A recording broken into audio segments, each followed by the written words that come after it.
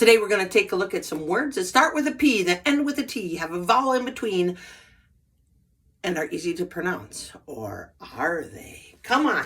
P-A-T, pat, can be short for Patrick or Patricia, but it can also be a verb, like, ooh, I'm going to pat myself on the back. Got it.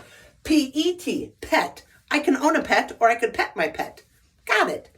Pit. You could dig a pit. You could take a pit out of a piece of fruit. Or you could pit one person against another. Not a good idea. Pit. P-O-T, pot. I like to pot my plants in bigger pots. Oh, okay. P-U-T, put? No, this is put. What? Yeah, if you want it to be put, you have to add another T.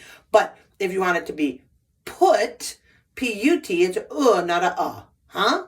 Yeah, I know. Crazy, right? Let's review.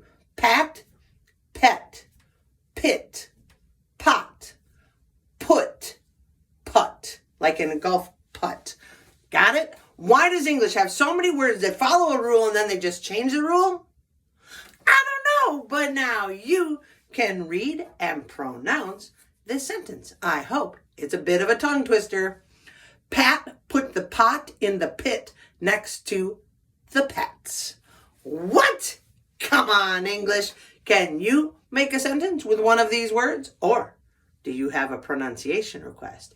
You do? Leave it in the comments. Peace, friends.